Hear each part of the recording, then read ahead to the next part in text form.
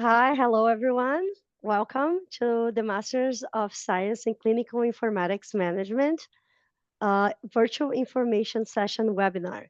We call our Masters of Science in Clinical Informatics Management MCiM, and that's how we will be referring to the program throughout this presentation. Please note this session is being recorded, and I will be distributing this recording to everyone who signed up for this session. As well, we'll be making this available on our website after the presentation. So let me start by introducing myself and our team. My name is Tatiana Hummel. I use she, hers pronouns.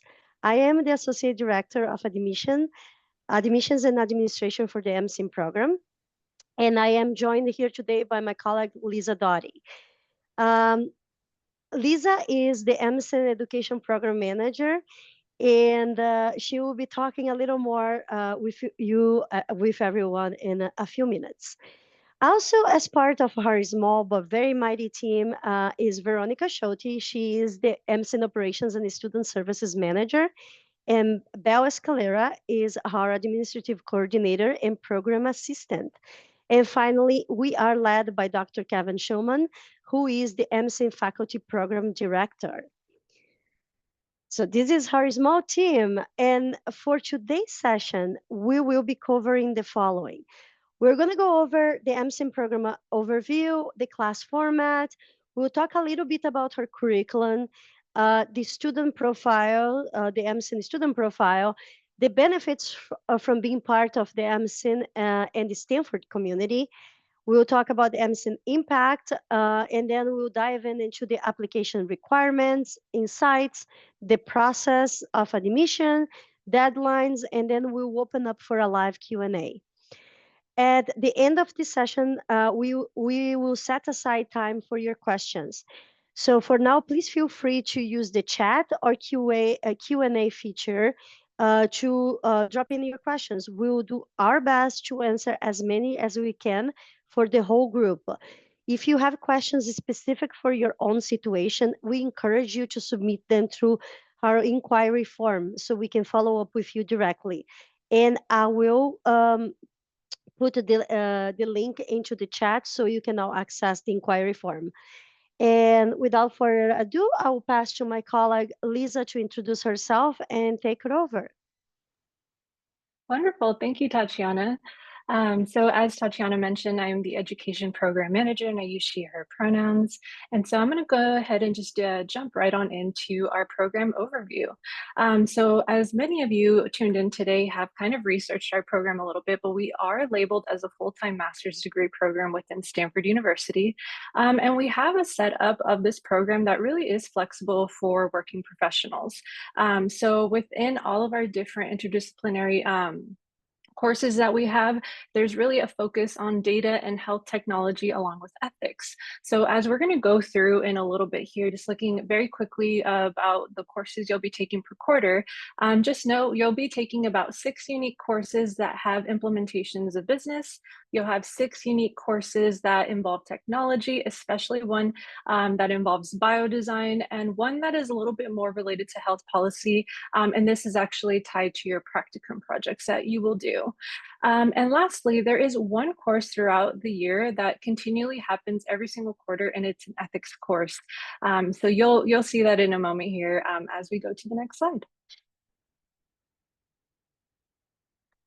Oh, okay, sorry, not there quite yet, but talking about our class format. So as you all know too, MCiM is a 1-year program. So we go from summer to summer. So you'll be starting the program in summer quarter, and then you'll go into fall, winter, and then end in spring quarter. So that is along the 4-quarter system with Stanford. And during the quarter, there are about 6 on-site weekends where you will all come together and attend class, and those will occur bi-weekly on Fridays and Saturdays. And so throughout our talk today, we'll refer to those weekends as on-sites. And then when you are not on campus, there for class, you will still be required to do some coursework on the other off-site weeks. So you'll be able to do your individual coursework, work alongside your group members for projects and assignments, etc. All right, so now we're getting into just a quick glance of what the quarters will look like. So for your first quarter with us, you'll be having 4 courses to take. And we mentioned the one ethics class that you'll see every single quarter. So that is actually the Bioethical Challenges of New Technology course with David Magnus. You'll also be taking Principles of Business Strategy with Tip Kim and Linda Hoff. You'll take another course called Quality and Safety in U.S. Healthcare with Kristen Sainani and Regina Nuzzo. And you'll have an Accounting for Managers and Entrepreneurs course with Professor John Lord. As you move into fall quarter, you'll have 5 classes in this course. And as you can see, the ethics class is still there with David Magnus. You'll then start our biodesign course for digital health with Kate Rosenbluth. You'll have a course with our program faculty director, Dr. Kevin Schulman, which is titled Digitally Enabled Healthcare. You'll have marketing, science, and patient engagement with Jonathan Lavov. And then this is another course where you're going to see on the next couple of slides, for the following 3 quarters, you will have a MCiM practicum course, and those are taught with Kavita Patel and Megan Moyer. All right, and so as you can see, the ethics course is still there, practicum is still there as well. And for our winter quarter, we now have a course called Healthcare Operations Management with David Schenker. You'll have Modeling Biomedical Systems with Mark Musin and Entrepreneurial Financial Management with Pedram Mokrian. All right, and to sum up the 1 year with us, for spring quarter, the 2 additional courses that will be added onto this list is Data Science for Medicine with Nigam Shah and Leading and Managing Healthcare Organizations with Francis Flynn.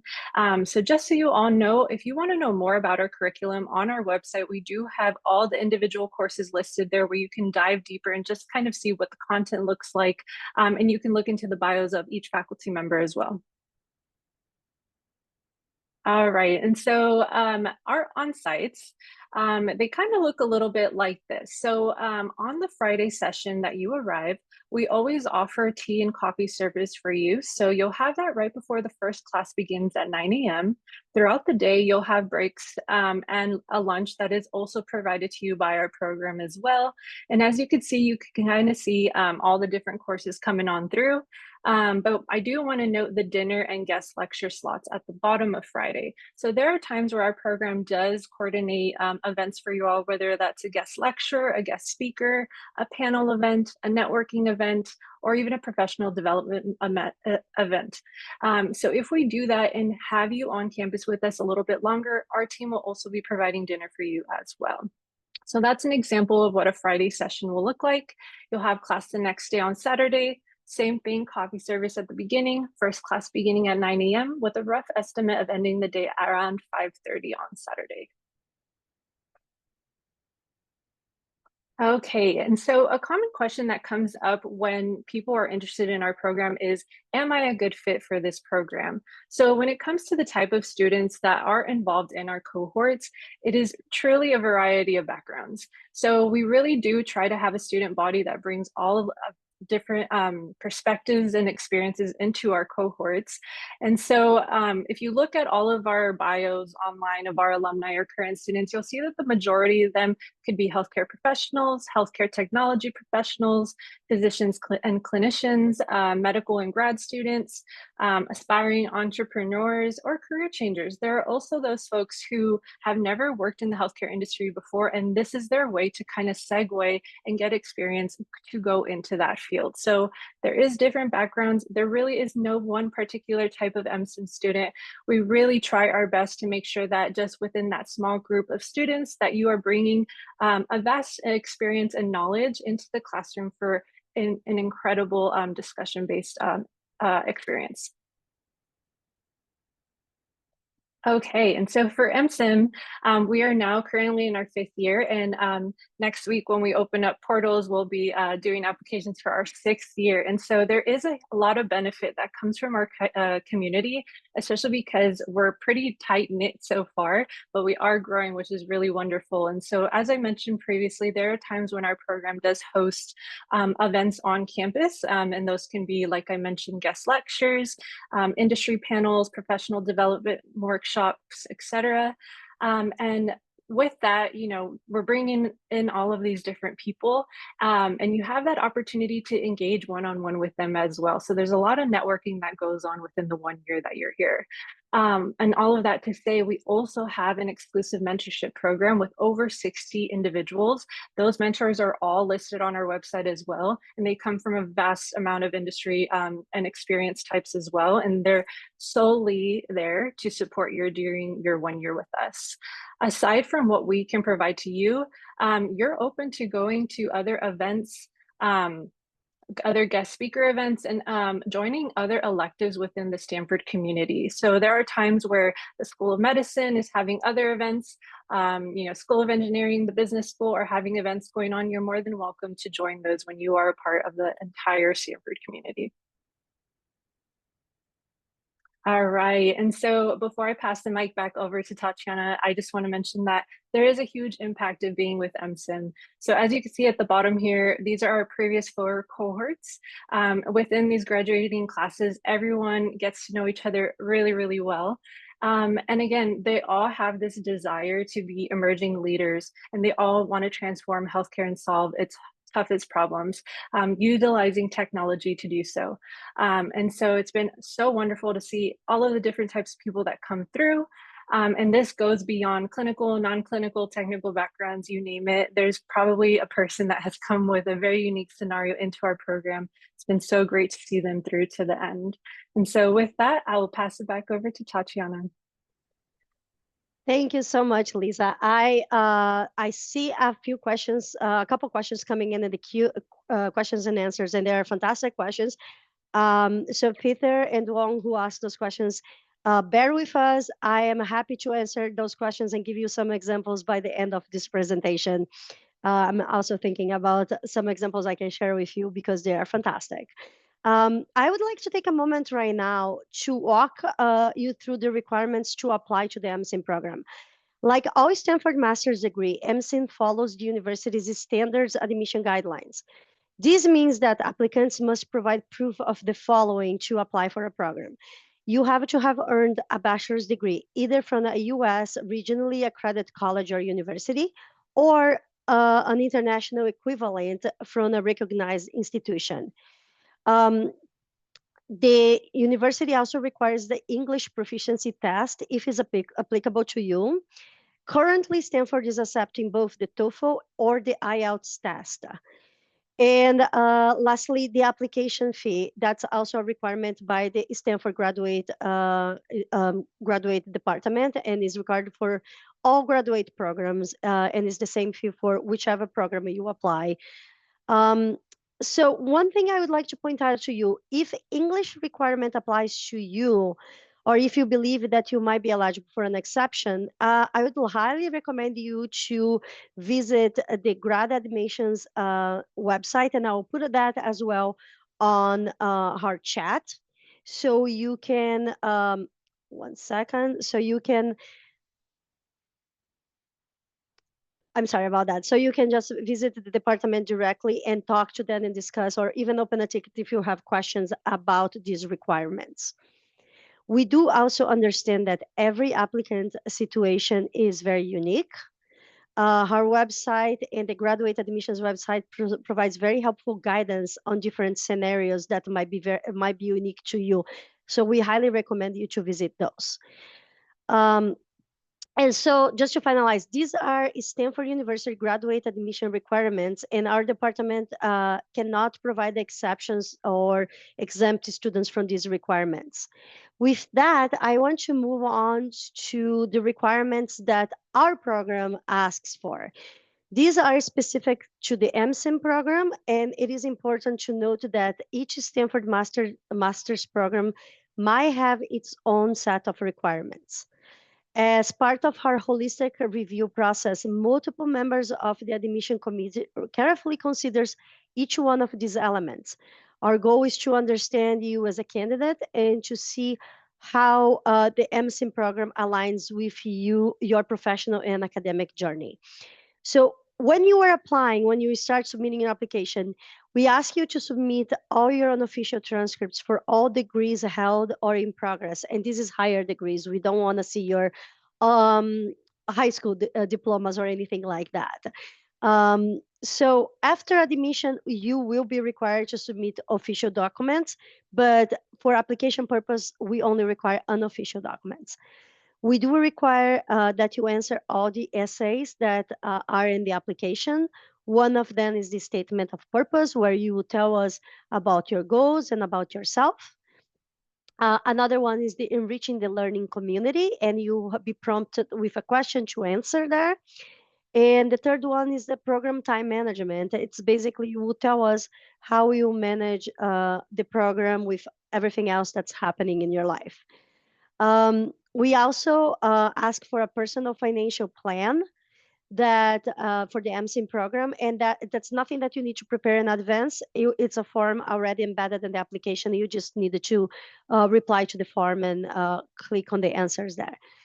We also would like to see your resume or CV and 3 letters of recommendations. And I will talk more about letters of recommendations now. I want to take a moment to just to go over them because they are a key part of your application and really helps to strengthen your application if you have strong letters of recommendation. So we require 3 letters. They should ideally highlight your work or educational experience and your potential for success in the MCiM program. While you are welcome to submit more than 3, our strong recommendation is to focus on quality over quantity. Who to ask?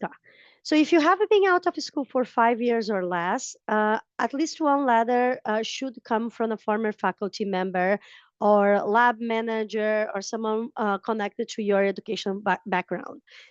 If it is been more than 5 years that you have been out of school, then a faculty letter is not required. But we ask you to send us letters recommendations from manager or someone in a supervisory capacity.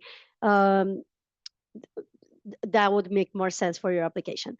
The submission process. Recommenders will need to upload their letters directly to the Stanford Graduate Admission Portal. That's why it's very important for you to collect their email addresses in advance before you start your application so you can request that during the application process.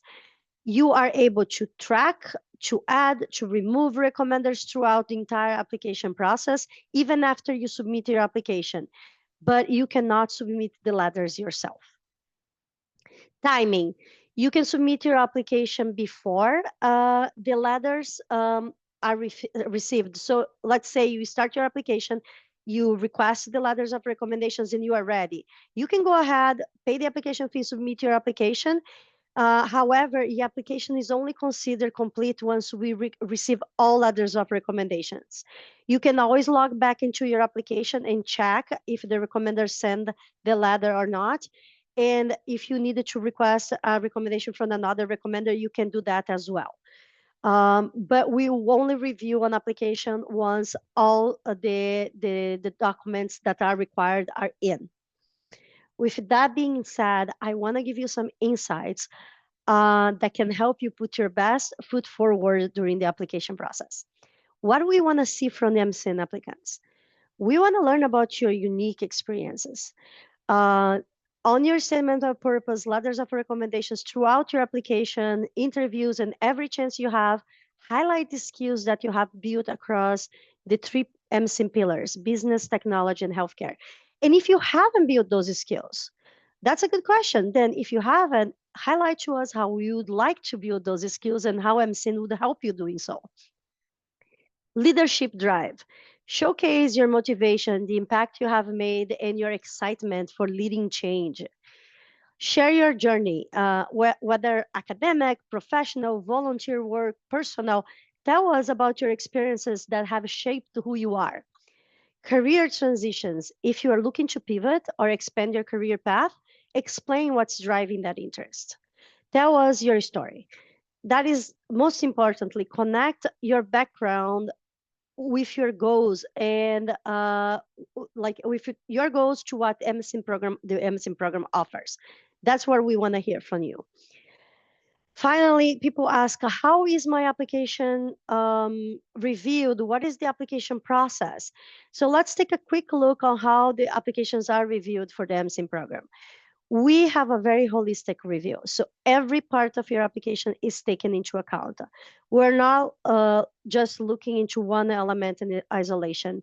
We're not looking at standardized test scores. We're not looking at your GPA alone. We look at everything you send to us. Throughout we do a throughout evaluation. So all of your materials are carefully reviewed and verified by multiple members of the admission committee. Video interview. This is another very important part of the process and gives us another way to get to know you. And feedback. So we do not provide feedback throughout the application. We're unable to tell you if you are a good fit or if you submit enough content. We try to make the process fair for everyone. So once your application is in, we can't comment on the documents received anymore. Now, let's talk about deadlines. MCiM is a summer start program. So applicants should select when they're applying the entry term summer 25-26 to be considered for the 26-27 cohort. I know it might sound very confusing, but I want to just keep in mind, I want to explain to you that our program spans in 2 academic years. So we start off the summer of the 25-26 academic year, but you graduate at the summer of 26-27 year. It might sound confusing, and when you get to the application, you will see the 25-26 there. That is the correct application to do. We offer 2 rounds of admissions, and they are exactly the same. We do not have spots saved for round 1 or round 2. That meaning if we fill her cohort by November 10, we might not have any more spots for the second round of admission. It hasn't happened, but I just want to let you know, like, if you're ready, submit your application early.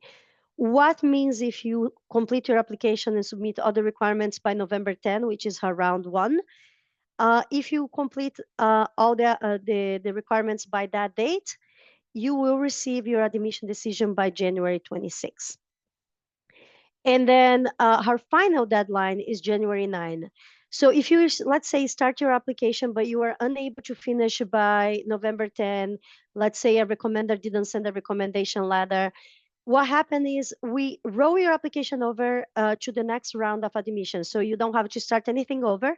You just have to complete your application by that deadline.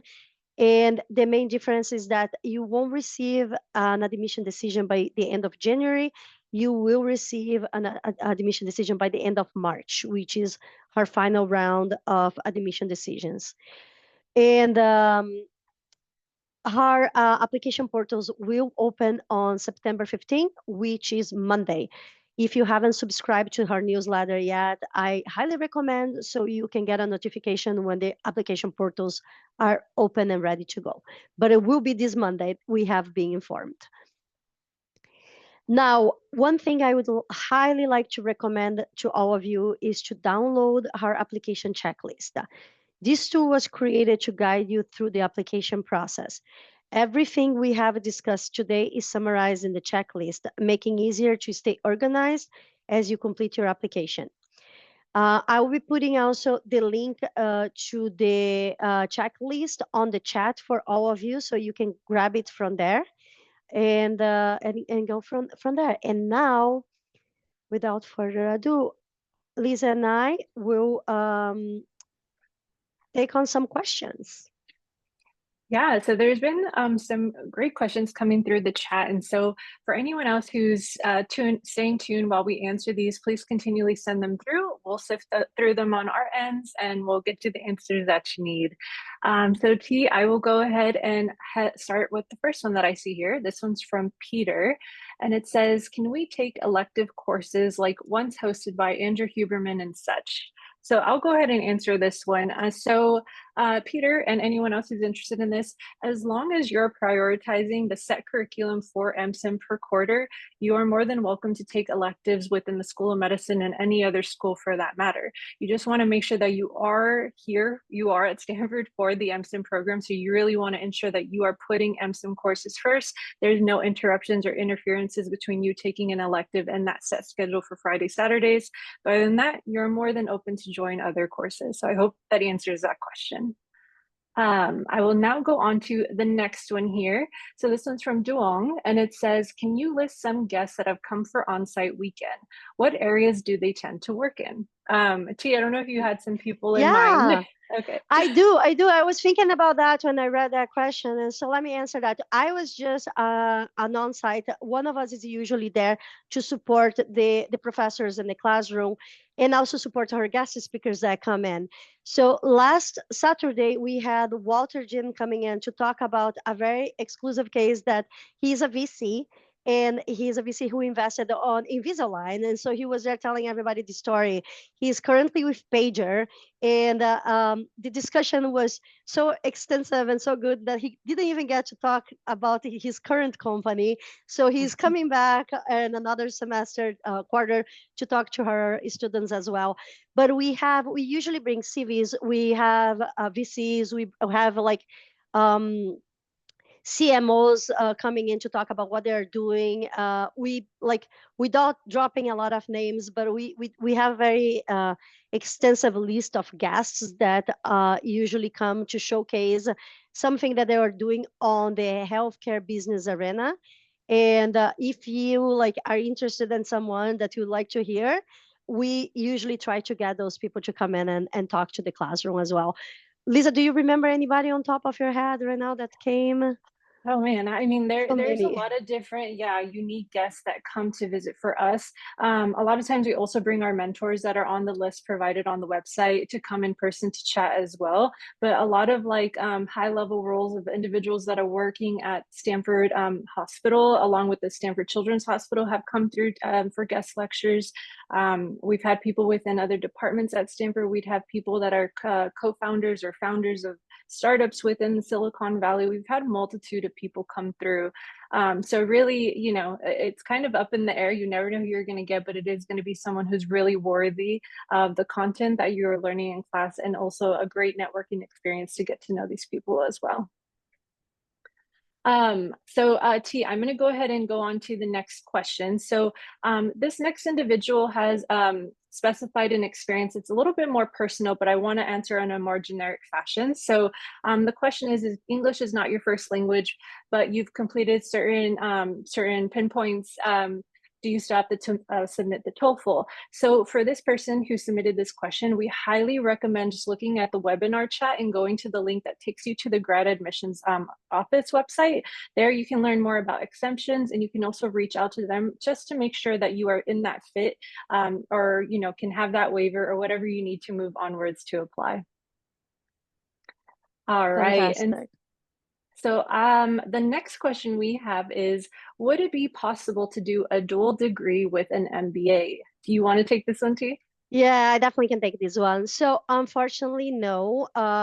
We as a master's degree, you needed to choose one master's degree to apply. So you wouldn't be able to do two master's degrees concurrently. But it doesn't mean that you cannot do it after you complete. I just want to also to highlight that it is a very extenuous task to take on to do these programs.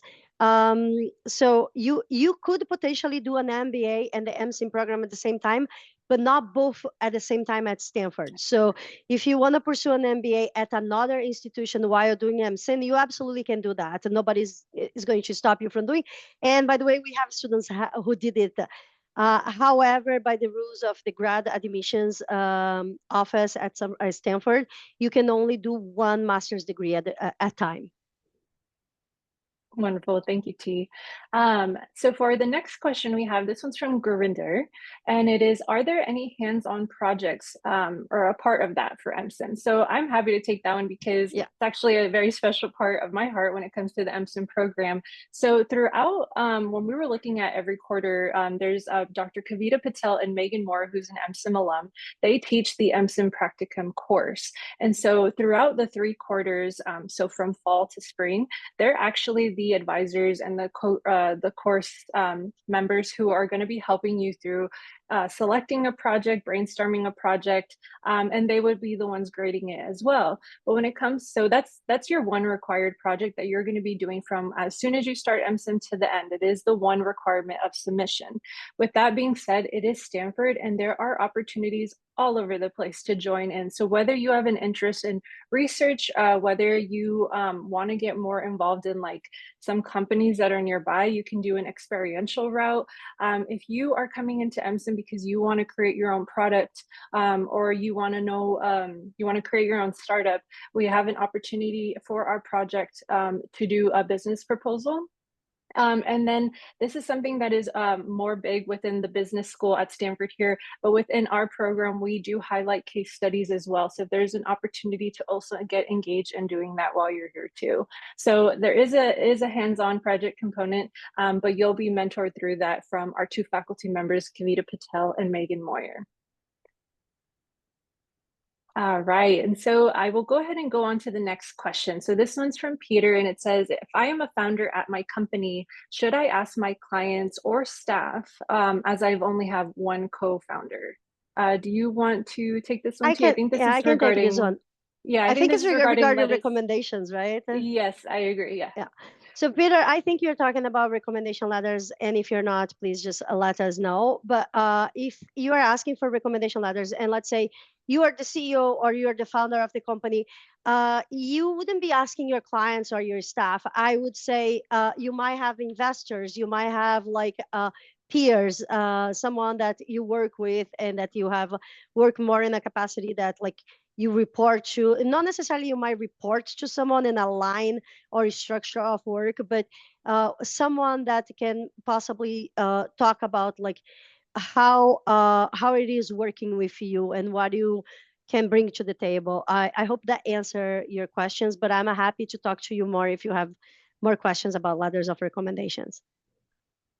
Wonderful. Thank you, Tatiana. And also, I see another question too that's very relatable from Jose regarding letters of recommendation. Please feel free to reach out to us if it's more of a personalized situation. But as Tatiana mentioned, as long as someone can speak to your academic rigor, can vouch for your work experience, whatever it is that you're trying to show us, I think those are the strongest recommenders, the ones that can really vouch for the work that you do and who you are as a person as well, because we're trying to get to know you. Yeah, Lisa, Um, just one more comment on the letters of recommendations. I know that a lot of people are asking about clients and customers, and they are fantastic recommenders. However, we're looking for someone that's more in the line of someone that you report to or you work with that can vouch for your work and for the work you did more in like a supervisory manner, more so than services you provide to a customer or a client. I hope that makes sense. Perfect. So the next question on the list here is from Pranav, and it says, if I have a master's degree already, should I send transcripts of my bachelor's degree along with the master's degree transcripts? So I'm happy to answer this one. Yes, Pranav, and any education that you have had in a post, so whether it's undergrad and graduate level work, you definitely want to include those transcripts. As Tatiana mentioned, no need to submit anything regarding high school, but we want to know and ensure that you have a bachelor's degree, as that is one of the main requirements from Stanford University for graduate admissions. But aside from that, any additional schooling that you've had after high school, please submit that transcript. Yeah, and that's not an ask, it's a requirement. So you need to submit every higher education work that you have done post high school. Yes. All right, so the next question we have is about how many people apply to the program each year? How many students are admitted in each cohort? Do you want to take this one, Yeah, I Tatiana? can take this one. Okay. So that's a good question, and it comes up every year. And we are gathering data, and we might have some more data on our website shortly about our admission. Like what is it called? Like how many people we can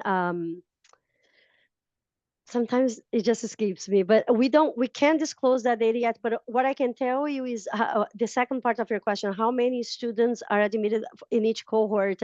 We have a very small cohort.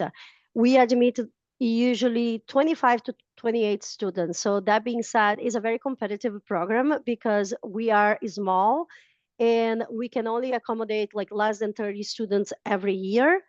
And because of that, it becomes a very competitive program as we have like a high demand. But in terms of like how many applications we get each year, we are not yet able to disclose that information. But maybe soon we'll be able to put some data out there. Yes, yeah, we are currently in our 5th year, so we are very fresh to the Stanford community, but soon we will have that information for you. I know it's a hot topic of people wanting to know. Our next question that we have here is from Rama. It says, what types of roles and companies are MCiM alumni stepping into after graduation, especially in digital health, pharma, or AI-enabled healthcare? This is a great question. I'm happy to answer it. I think in regards to roles, a lot of people that I've seen come through are looking just for higher level roles to oversee, a group of people. So there's really individuals who are gaining those management skills because we are, a master's program for management. They're in a role where they're going to be overseeing other people. So whether that's a higher level role within a hospital or a clinic, or that's starting your own business, founding it, however that goes, we have people going into those steps. Another one that's come through is product management. A lot of people want to be involved with wearables and things like that. So we see more people wanting to get involved with not only creating products, but also managing them within other companies as well. There's people who get into VC and entrepreneurship, and so that is another avenue as well. We've seen people go into teaching. We've seen so many different areas that our alumni have gone through. So there really isn't one individual area, but I will say for Rama, this question, if you take a look at our alumni list, just check to see, if any of those backgrounds of an alumni student, aligns with you, you want to learn more about them. A lot of them have their LinkedIns posted there, and you can actually see where they are now as far as their roles go.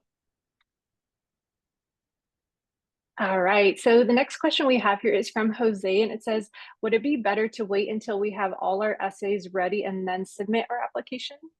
Do you want to take this one, Tatiana? Yeah, I can definitely take this one. Jose,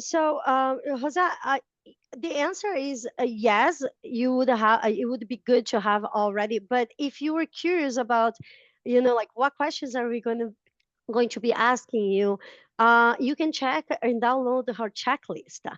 All the essays are posted there, so you can start preparing.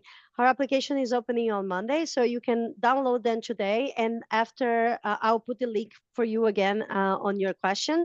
So you can just click and download, and then you have access to all the essay questions that will be asked that you provide us during your application process. I'll put the link right here. I'll type an answer and I'll put the link here for you. Wonderful. So the next question here is from Tammy. And so it was regarding admissions rates and size of cohorts. So we did already answer this. So I'm going to go ahead and move on to the next question here. And so the next question is regarding the Knight Hennessy program. So someone here is interested in it as well. What are the deadlines that are meant to be met in order to apply? Tatiana, would you like to take this one as well? I'll take that one as well. So that is a great question. So Knight Hennessy program and the MCiM program are two separate programs. Knight Hennessy is an amazing program. It's a 2 years plus program that you can do concurrently to MCiM. It's not a master's degree. It's a program that will cover your expenses, housing, and everything if you're able to get into. It's highly competitive. They put a cohort together very holistically like us, and you do have to submit two separate applications. So whatever night hesitancy asks you to submit in terms of requirements, letters of recommendations, you need to create and submit those specifically to night Hennessy, and then submit an MCiM application separately. We have separate deadlines too, so you need to pay attention both of those. And I'm happy to put the link for the night Hennessy in the chat as well, so you can just access that resource. And it's also under our website under the funding page. We have a specific link for night Hennessy there with their deadline. If I'm not mistaken, is October 8th, so their deadline is much earlier than ours. So basically, if you are applying for Night Hennessy and you want to be considered for Night Hennessy and MCiM, we recommended that you apply for MCiM by November 10 by her round one deadline to be considered for both programs at the same time. And I will put the link on the chat as well as soon as I can grab that link. Thank you, Tatiana. Yeah, Night Hennessy is a great resource and program that we work with. Next question here is from Michelle, and she's wondering how heavily GRE scores are weighted. Would it straighten the application if I were to submit my scores? So I'm happy to take this one. Our program actually doesn't require GRE scores or even a GPA requirement.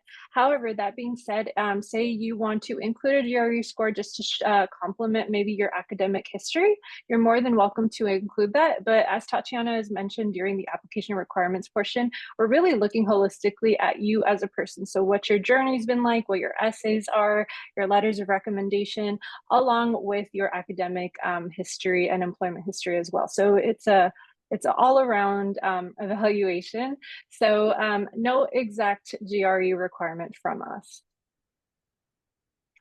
All right, next question here is from Rahul, and it says, for MCiM classes, are these largely discussion-based or are there other assessments like quizzes or midterms?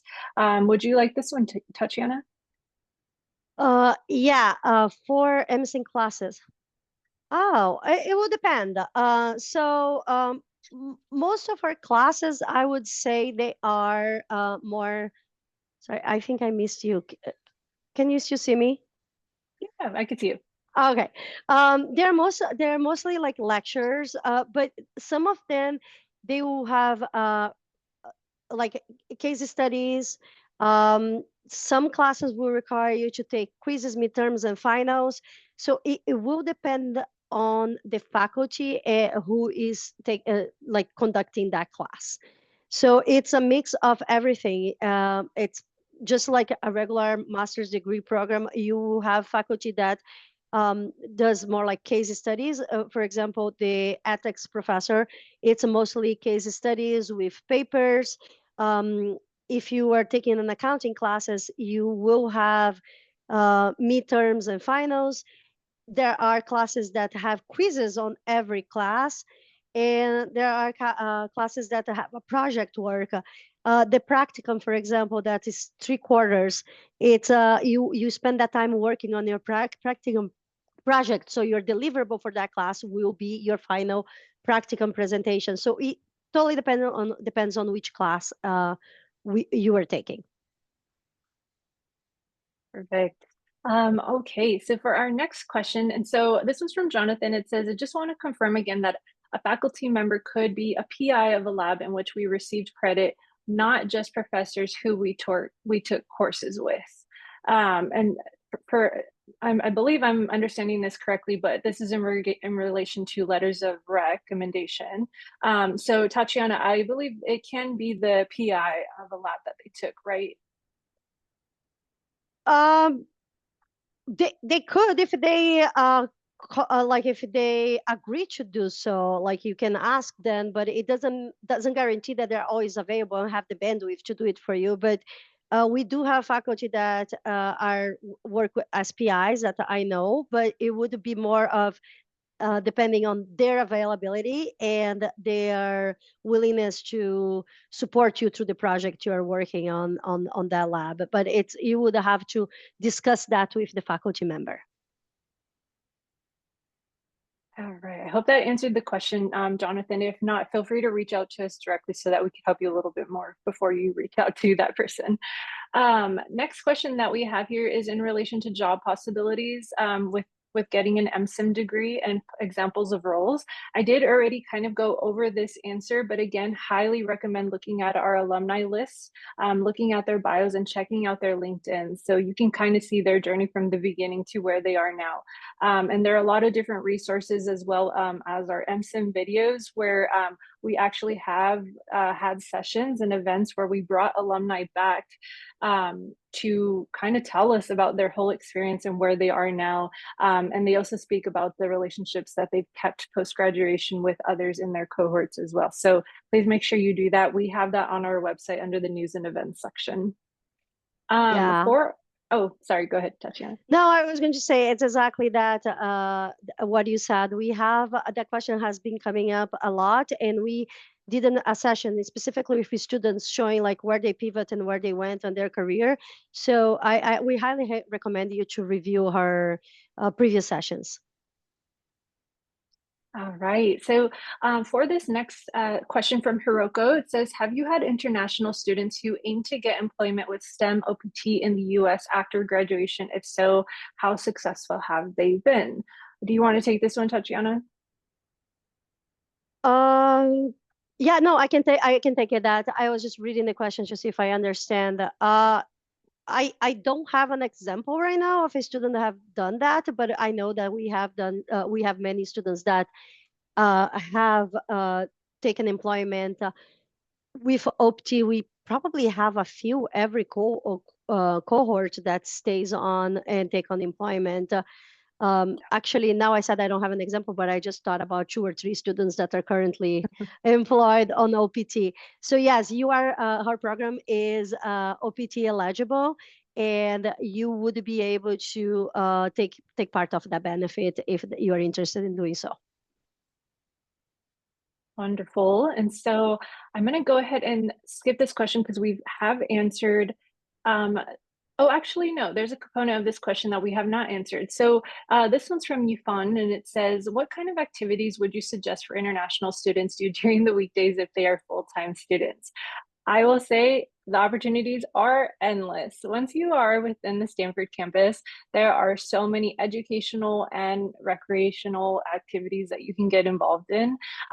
There's so many different resources online within Stanford, whether that's undergraduate admissions or just looking at I don't know, all of the clubs that are available, all of the gyms that are available. There's different courses that you can enroll in that are just for fun, like wine tasting and things like that. Like the opportunities are a lot. So if you're an international student and you're curious about, oh, what if I won't be able to find a place that I fit in, or be bored? I would say that you will not be. There are so many different things to do on campus. So I would highly recommend just looking not just at our program, but looking at all of the other fun things that you can do while you're here too. I can take the next one. Okay, wonderful. Yeah, do you want me to read the question or you got it? Sure. Okay.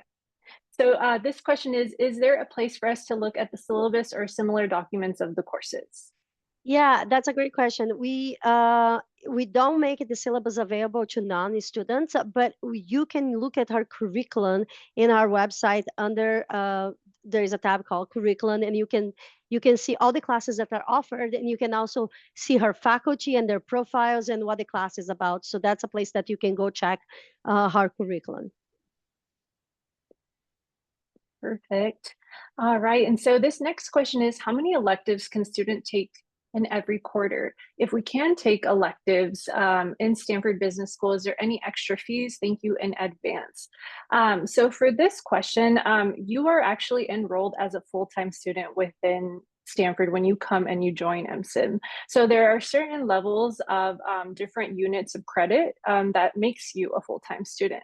If you go over that set amount, there is a financial implication as you are taking more than is expected. But if you are within that point and you do have excess in the availability to take on an additional course, you're more than welcome to do so. And you don't have to do you don't have to do an elective within the School of Medicine since that's where MCiM is. You're more than welcome to take one within the School of Business, but just putting that reminder out there, you do have to prioritize your MCiM courses while you're here. So again, if you have a School of Business course that's coming through on a Friday, you cannot miss your MCiM classes to go take that one. So just be mindful about the scheduling when you are looking into electives. But for this person that submitted the question, if you want to learn more about electives, feel free to reach out to us directly and we'll kind of help you understand that a little bit more. Okay, so for this next question, it's in relation to the practicum. So it says, the website mentions practicum. Can you explain the process of how students seek and get advice on picking their projects? I'm more than happy to take over that one as well, Tatiana. Or And then unless there you is wanted to. another one. No, that's okay. There's another one about practicum. So maybe you can answer them both at the same times, because there's another questions from Amita saying, regarding the practicum, do we select what we want to do, or the Yeah. mentors give us a topic? Are there a list of topics we can choose from? And if we have to do from a company, are there contacts provided? So you can answer them both at the same time if you wish. Yeah, so the idea of the practicum is something that kind of overwhelms some of our students when they first come on, but they think they need to have an idea as soon as they step onto campus the very first day of class. You do not need to have that. So when it comes to how students get involved with projects, that could be along the way, whether that's a guest speaker, guest lecturer who comes in and say they're working on something, you're really interested about working on the same thing. It is your passion, say, to work within the same thing. You're more than welcome to connect with that person and see if you can work alongside them and utilize that for your project.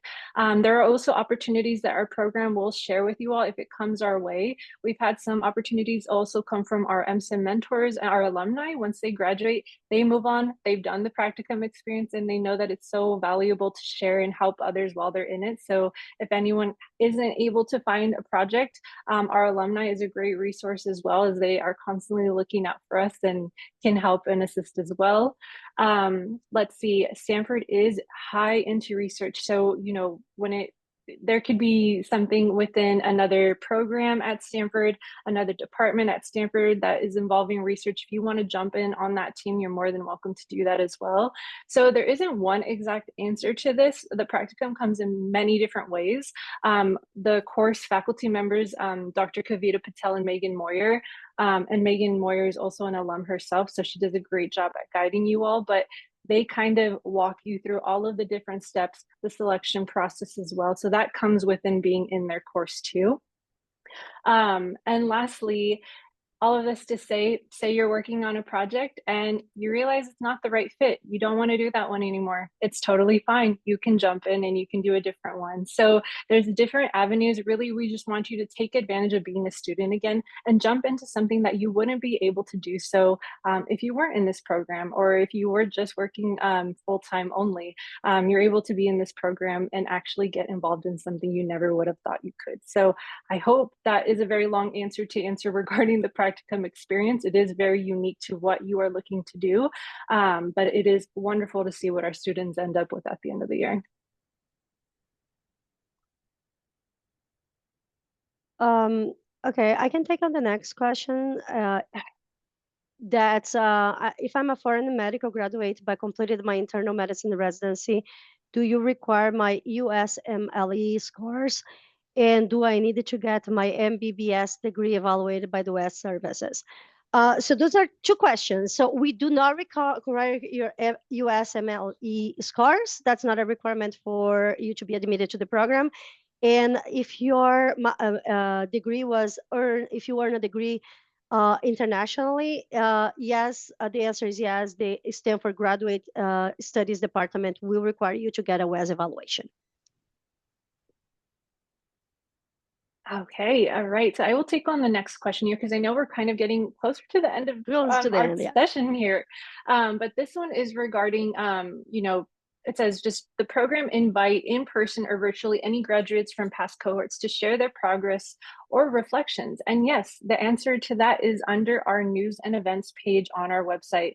You can look at all of the YouTube video recordings that we have on there, as we brought back alumni to talk on panels just about different topics. But some of the topics that they come through and talk about is just what they're doing now, or what their experience was like as a student, or what did they do when they were on campus, and dealt with, the schedule that we have with Fridays and Saturdays. So feel free to check those out. They're wonderful. They give you a lot of insight of what the student experience is like.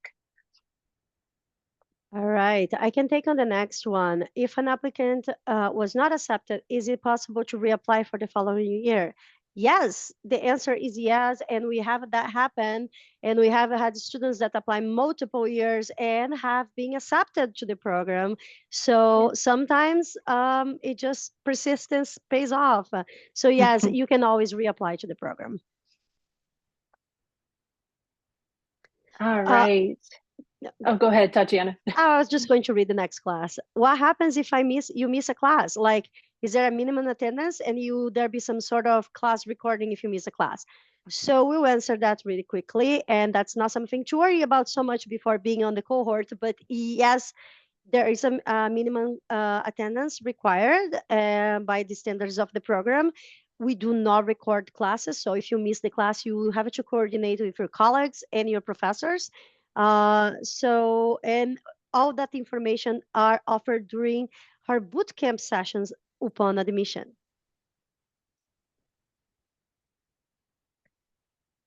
All right. So for this next question, Tatiana, do you want to take this one regarding Night Hennessy as well? Yeah, I'll take that, and I'll answer very quick because Night Hennessy, unfortunately, you cannot wait to be accepted to apply because their deadline is earlier. So you have to apply to Night Hennessy and have all the requirements completed by the Night Hennessy deadline. And unfortunately, we are concurrently, so our deadlines are moving at the same time. You can wait if you want to apply to the MCiM program, but the Night Hennessy won't give their decisions until the end of March. And so you won't know if you're admitted to that program before you know if you're admitted to our program, or vice versa. It's kind of like they move at the same time pace. Thank you, Tatiana. For this next one, it's regarding the video component of the application. So it says, how long is the video interview? And so for this one, it's a recording of video. So it's actually set at your own time. So there will be an amount of questions that you're supposed to answer. Unfortunately, we cannot share those in this session, but it's really on you to kind of answer those on your own pace. So don't worry about there being a time limit or anything like that. We really just want to make sure that we're getting to know you a little bit more. So it's just a more physical component of just what your essays and everything else does not provide. Okay, so for this next question here is, what is the policy? Oh, I'm sorry, Tatiana, were you trying to answer the other question down That below? one has Okay. already been answered, so we can move on to the next one. Oh, okay, wonderful. So I think the next one on my end that I'm seeing is, do all the students complete it in a year? And I'm guessing, do our students graduate in 1 year? And the answer is yes. So because our MCiM courses are offered only to our students, so you know how we went through those quarters and you saw those courses there? Nobody else on our university's campus can join those classes. They are just for our MCiM students. So they are really catered. They're really specialized to what you want to get out of the program at the end of this. And so, yes, once you do pass all of the courses that are within those quarters, you will be getting a master's degree come spring. Okay. Okay. Looks like there's still a good amount here, T. Do you want to pick the next one before we have to hop out of here? I'll pick the next ones. Can a high school teacher provide a recommendation letter? No, we ask that high school teachers do not provide a recommendation letter. We want something more like college level or your managers. It wouldn't be very relevant to have a recommendation letter from a high school teacher. Does Stanford help with visa letters to some restrictions of certain countries? And what happens in cases where there are difficulties or refusals? That's a great, great question. We have provided letters to the students so they can go apply for their visa. And also we have an entire department that can help you with your visa process and guidelines and everything that you need at the time. So we do have a lot of support when it comes to that. It is always very challenging to see if we're going to be able. We have about 30% of our cohort is international, and this year with changes in administrations, we were unsure if the students would be able to make it, but every single one of them were able to come. Yeah. All right. And so this next Let's take question, one more. yeah, let me see then if there's one that could be more appropriate to multiple.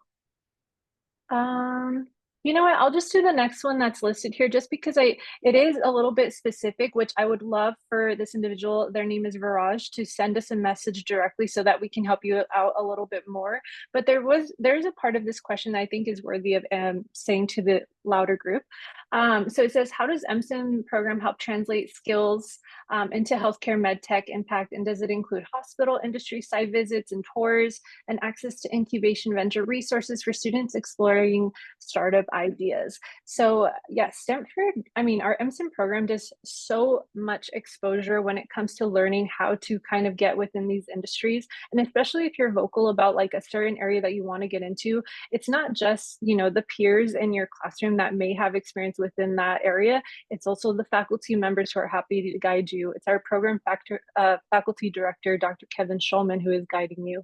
All of our mentors that we have, the 60 plus people that we have on our website, if they're within that certain area, they can also help you gain those skills. But a lot of it is just learning the content and that you're learning within the curriculum as well. You will get stronger as everything goes on. And a lot of what you're learning, if you are working full time in the program, you're taking that knowledge directly back to work that Monday after class. So everything is applicable. It's all in real time. Whatever the climate is currently in the healthcare industry, whether it's AI, machine learning, LMMs, anything like that, you will be talking about that in the classroom. Anything big that's going on, we are talking about it and we are addressing it. So it is a real-time program. You are learning so much. And so it is important that you're taking that all back in when it comes to the entrepreneurship experience, especially if you're looking to start a startup.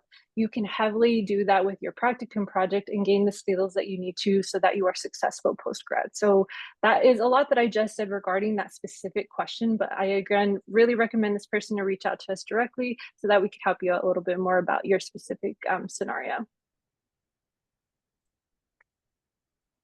Okay, so that was a lot of information we just threw at you all, but we have hit our time. And you all have done a wonderful job at asking questions just to kind of know more about our MCiM program and learn more about the admissions process. But our team is always here for you as well. So Tatiana had added in the chat about a program inquiry form. Please fill that out so that we can kind of work through all the questions coming our way and we can get back to you as soon as possible. You can always look at all of the videos that are on our news and events page to kind of see those experiences we were talking about when it comes to what is a student experience is like, or why should I do this program instead of an MBA? We did an event like that recently. Please feel free to check out those too. Our checklist is also on our application page. Our website is full of knowledge, but we are also always here to help you as well. So I'm going to turn the mic over to Tatiana to conclude us for today. Yeah, so thank you everyone for joining us today. This was very informative. I love being here with you. It has been recorded. We'll be sharing with all of you. Here is our email address, our website. Please send us a message if you have more questions or visit our website. And we are all looking forward to seeing your application next week. Good luck, everyone, and bye.